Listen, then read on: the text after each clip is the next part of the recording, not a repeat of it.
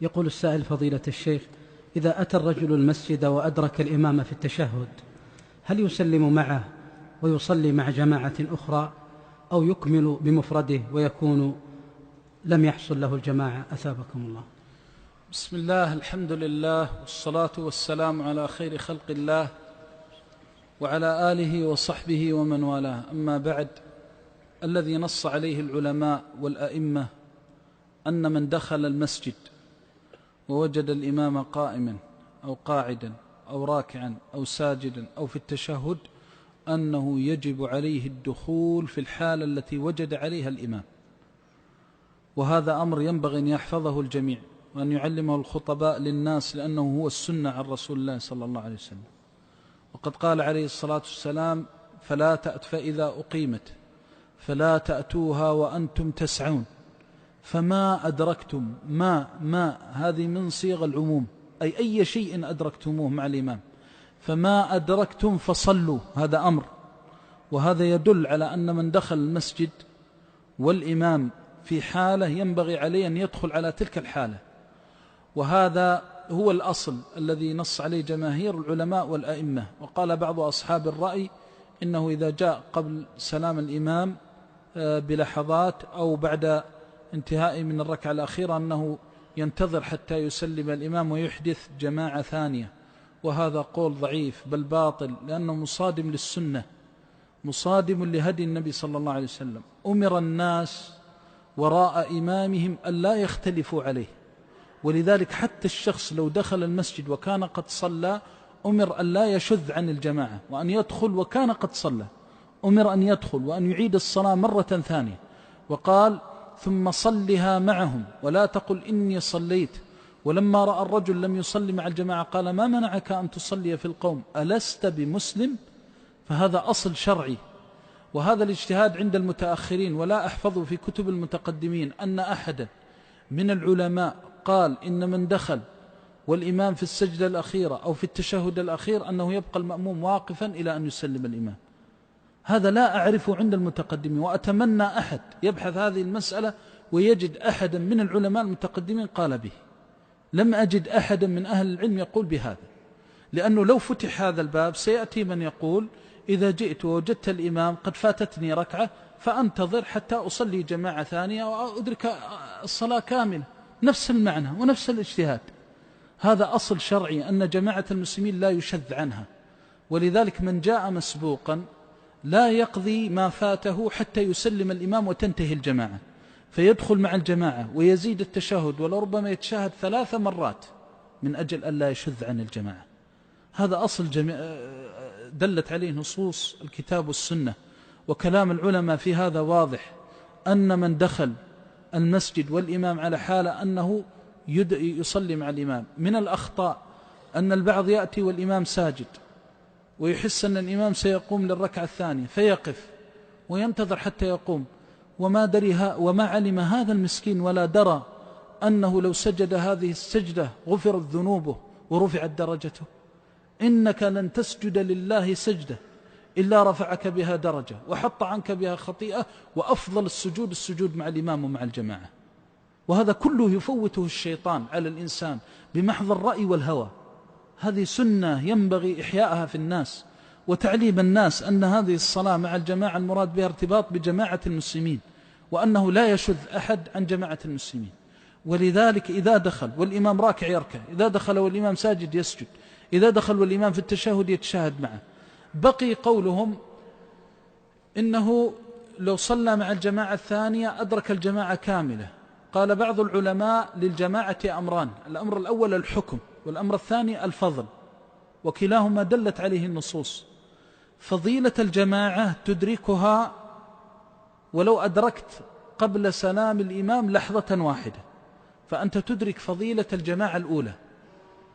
والدليل على ذلك أن النبي صلى الله عليه وسلم قال: صلاة الرجل في مسجده تضعف على صلاته في بيته وسوقه 25 ضعفا، وذلك أنه إذا توضأ فأسبغ الوضوء ثم خرج إلى المسجد، فجعلها للحوق الجماعة.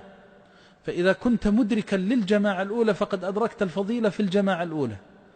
الجماعة الثانية دون الجماعة الأولى في الوقت، لأن الجماعة الأولى أدركت من الوقت ما لم تدركه الجماعة الثانية.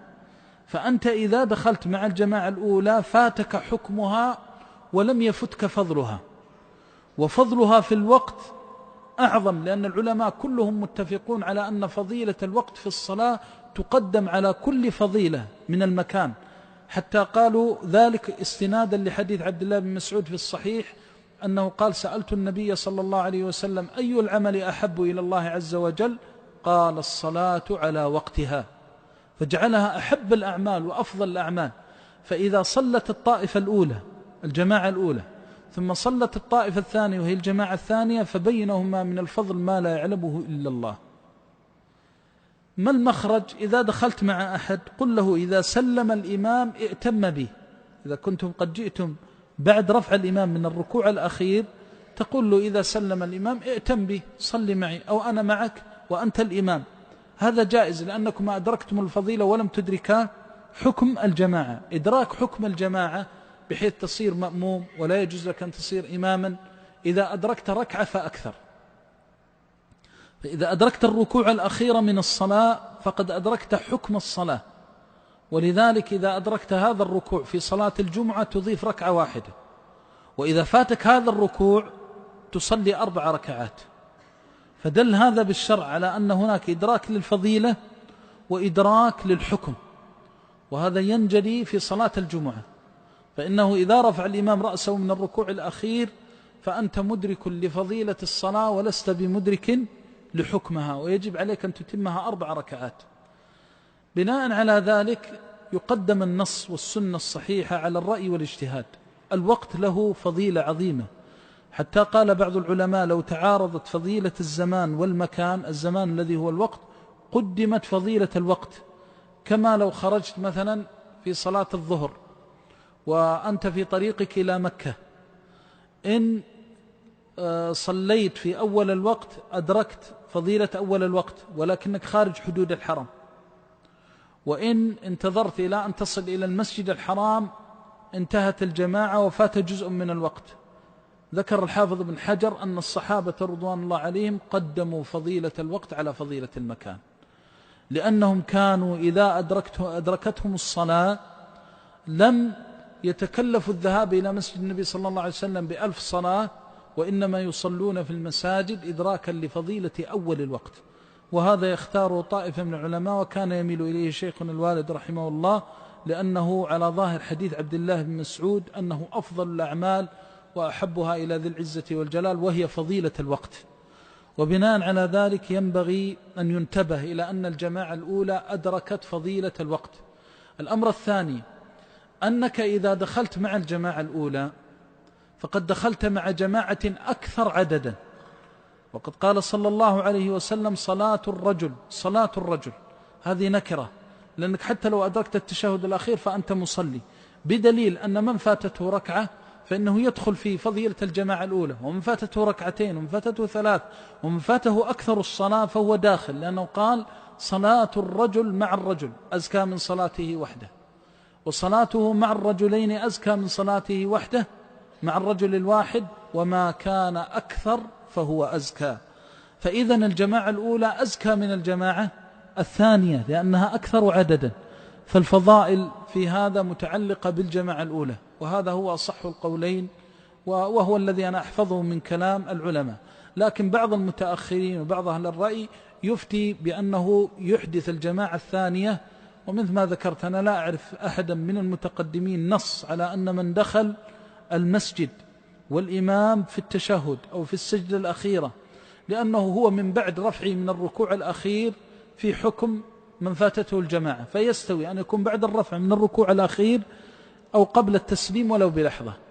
فاحرص حفظك الله على إدراك فضيلة الجماعة الأولى وادخل مع الإمام الأول، فإن ذلك أفضل، وهو على ظاهر السنة، لأنه هو الذي دلت عليه السنة الواردة عن النبي صلى الله عليه وسلم لقوله فما أدركتم فصلوا، فهذا عام يشمل جميع أجزاء الصلاة، ومن خصص يطالب بالدليل على التخصيص. لو قال الفضيلة نقول هذا اجتهاد في مقابل النص، نقول النص يقول صلوا أمره بالصلاة، وهذا يقف بدون صلاة، والإمام في صلاته وهو واقف، ولذلك تراه منظرا مستبشعا مخالف لهدي الشرع، أن الجماعة تصلي وهذا واقف، لأنك إذا قلت له يجوز له الوقوف قبل التسليم بلحظة، أيضا يجوز له الوقوف بعد رفع الإمام من الركعة الأخيرة، فالحكم كله سواء مضطرد. كونه يفصل بين كونه باقي على التسليم يسير أو كثير هذا بدون معنى، لا معنى له.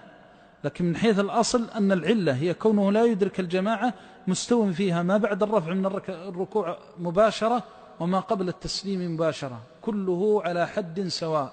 فالمنبغي لزوم السنة ولزوم ما نص عليه جماهير العلماء والأئمة رحمهم الله من مراعاة الجماعة الأولى والإمام الأول وعدم الشذوذ عليه، والله تعالى